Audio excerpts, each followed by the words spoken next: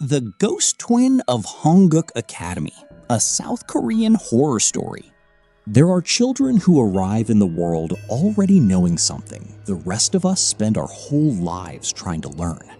How to love without condition. How to find joy in small things. How to smile at a world that does not always smile back. Ara was one of those children. 13 years old, with a smile that appeared on her face the way sunlight appears after rain. Automatically, generously, without being asked. She moved through the world a little more slowly than other people, spoke a little more softly, felt everything a little more deeply. Her eyes held a quality that people noticed without being able to name, a particular clarity, an absence of pretense, as though she had never learned the habit of hiding what she felt. Ara had Down syndrome.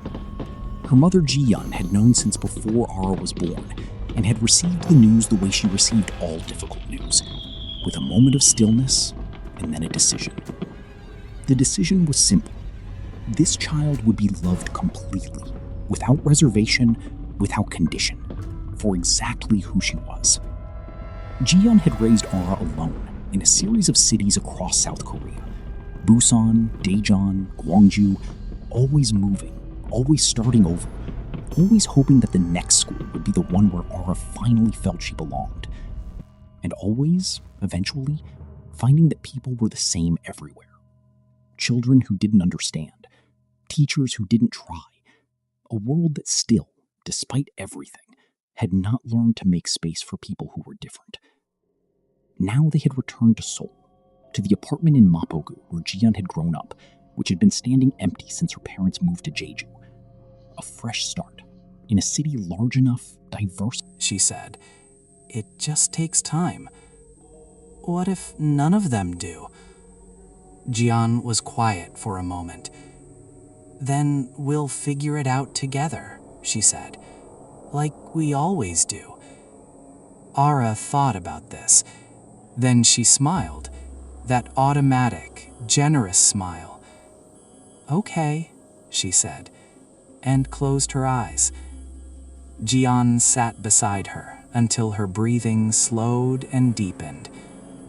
Then she went to the kitchen and sat at the table in the dark for a long time, not drinking the tea she had made, just sitting. Ara's first day at Hanguk Academy was not good. From the moment she walked into the classroom, she felt the quality of attention shift. That particular kind of looking that isn't curiosity, but is its ugly cousin. The kind that evaluates and categorizes and finds wanting. She sat at her assigned desk and kept her smile in place and tried to focus on what the teachers were saying. When art class began, she reached into her bag for her sketchbook. It wasn't there. She checked every pocket, twice, 3 times. The sketchbook her mother had packed with such care was gone. The art teacher, a thin, precise woman named Park Seon-se-nim, noticed immediately and called Ara out in front of the entire class. A lecture about responsibility, about being prepared, about not wasting everyone's time. Ara sat with her hands folded on the empty desk and did not cry, because she had learned a long time ago that crying in public made things worse. After the teacher moved on, 3 boys appeared at the side of her desk. Junho, Sojun, and Minjae. They were grinning with the specific satisfaction of children who have found a target and know it. Junho held up her sketchbook. "Looking for this?" he said. "We took it out of your bag when you weren't paying attention." He tapped the side of his head meaningfully. Slow. They tore it in half in front of her, then in quarters, then dropped the pieces on the floor at her feet. Ara's smile finally broke. She went to the schoolyard at break time and sat alone on a bench near the old ginkgo tree and cried quietly, with her hands pressed flat against her thighs, the way she did when she was trying to be calm. Then she felt something on her shoulder, a hand, warm and certain, resting gently on her shoulder from behind. She turned around. Nobody. The schoolyard was completely empty except for her. She sat for a moment, very still. Then she looked down at her bag. On top of it, as though placed there with deliberate care, was a sketchbook, not the torn one. Did a child draw this? Oh wait, I suppose one did. The class laughed, some of them because they thought it was funny, some of them because they didn't know what else to do. Ara went home that evening and drew in her sketchbook for 2 hours without stopping, filling page after page with the ocean, with waves, with light on water, until she felt calm enough to eat dinner. The next morning, Park Seon-se-nim arrived at school to discover that an entire folder of examination papers, weeks of work, student assessments, grades not yet entered into the system, had vanished completely from her locked desk drawer. She searched everywhere. Her colleagues helped her search. The papers were never found. The school administration had no choice. Without the assessments, there was no record of the grades. It was a serious professional failure. Park Seon-se-nim was let go before the end of the week. Ara heard about it and felt something complicated. Not satisfaction exactly, but a kind of settling, as though the world had briefly and unusually been fair. She looked over her shoulder, out of habit now, at the empty space beside her. "Thank you," she whispered. The air beside her felt, very briefly, warm. But Junho, Sejun, and Minjae had not stopped. Without the teacher's example to follow, they escalated. Ara's bag went missing on a Monday, found later in a bathroom stall, its contents scattered. Her lunch disappeared on a Tuesday. On Wednesday, they wrote words on a piece of paper and left it on her desk. Words she read and folded quietly and put in her pocket and didn't show anyone. Each time things came back, the bag reappeared. Not a phone torch or a fluorescent bulb. Something softer, without a clear source, filling the storage room with a pale silver-white glow that seemed to come from the air itself. In the light stood a boy. Her height, her age, her face. The same soft features, the same particular shape of the eyes, the same quality of expression that people described in Ara as sweetness, as innocence, as something they couldn't quite name. He was wearing the school uniform. He was smiling. And his eyes, though they were looking directly at her, were entirely white. Not frightening, but other. The eyes of someone who exists in a different register of the world. Ara stared at him. "June," she said. The boy held out his hand. The storage room door swung open. He walked her out into the corridor, his hand around hers. And his hand was cold, the cold of deep water, of underground places. But it was gentle, and it was certain, and it did not let go. Junho, Sejun, and Minjae were walking down the corridor toward the main exit when the lights went out. All of them. Every fluorescent tube on the ceiling, in both directions, simultaneously. The corridor went dark, except for the pale glow coming from the storage room behind them. They stopped. Something touched the back of Junho's neck. Not a hand exactly, a pressure. Cold and deliberate, moving slowly from the base of his skull downward. All three of them felt it at the same time. All three of them understood simultaneously that there was something behind them that they did not want to turn around and see. They were lifted off the floor. Came from inside their chests, felt rather than heard, vibrating in the sternum. She was afraid in the dark. Just like this. She couldn't breathe. Just like this. All three boys began to cry. Not the crying of performance or manipulation. The involuntary crying of genuine terror. Tears running without them choosing it. Voices breaking without them meaning to. Tell her you're sorry. Mean it. "We're sorry. Junho said immediately. "We're sorry. We're sorry. We're..." "Not to me." The shape released them. They dropped to the floor and ran without looking back and did not stop running until they were outside the school gates and breathing open air, and the world was normal again around them. They ran all the way home. But the shape was in their houses that night. Not aggressive, not threatening, just present. In the corner of Junho's bedroom when he turned off the light, at the end of Sejun's corridor when he got up for water at midnight, in the reflection of Minjae's bathroom mirror, standing just behind him, visible for only a moment, and then gone. Just visible enough to remind them. Just present enough to ensure they did not forget.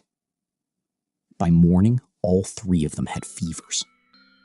They lay in their beds and murmured the same words over and over to their worried parents. "Tell Ara we're sorry. We'll never do it again. Tell Ara we're sorry."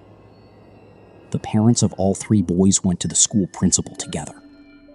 The principal reviewed the CCTV footage. She watched it 3 times.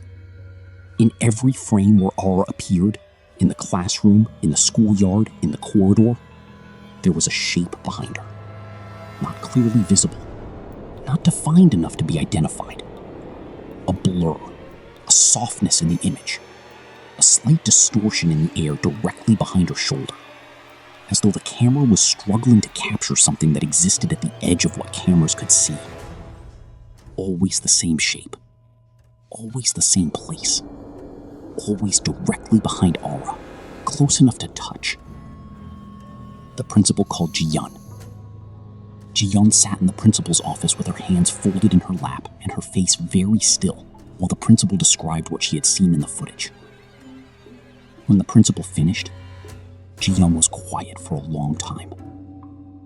Then she said, "Can I speak to Ara alone?" They brought Ara in.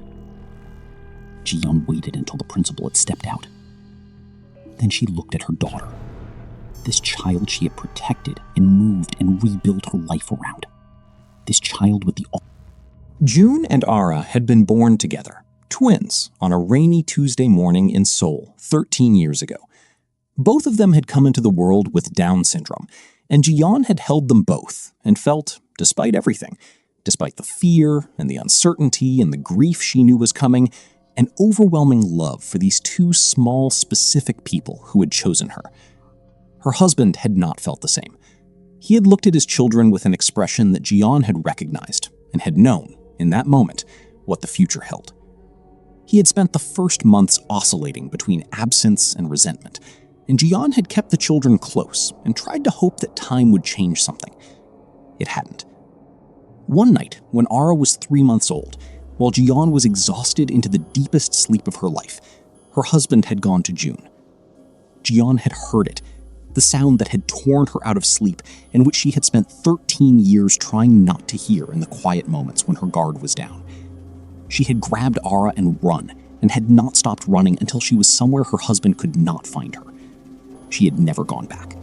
She had changed her name, changed Ara's name, moved from city to city, staying ahead of a past she couldn't outrun and trying to build a future she could live in.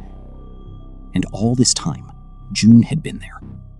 Not gone, not lost, present. In the drawings Ara made of the ocean, in the name written at the bottom of sketches, in the warm pressure on a shoulder in an empty schoolyard, in the shape visible at the edge of what cameras could capture. Looking after his sister, the way older siblings do, across whatever distance now separated them. Ji-yeon cried in the car on the way home.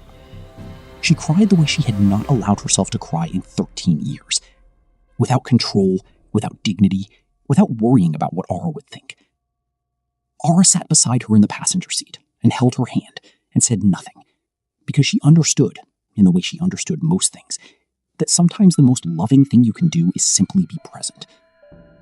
When they got home, Ji-yeon made tea, and they sat at the kitchen table together, and Ji-yeon told Ara everything. All of it. The whole story, from the beginning. Aura listened without interrupting. When Jiyeon finished, Aura was quiet for a moment. Then she said, "We were wrong. We're sorry. We were really, really wrong." Sojun had brought 3 new sketchbooks, the sea-colored kind, the same as the one they had destroyed.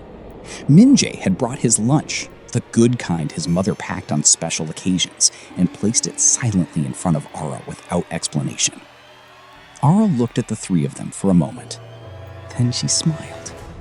"Okay," she said, and meant it completely. They became friends.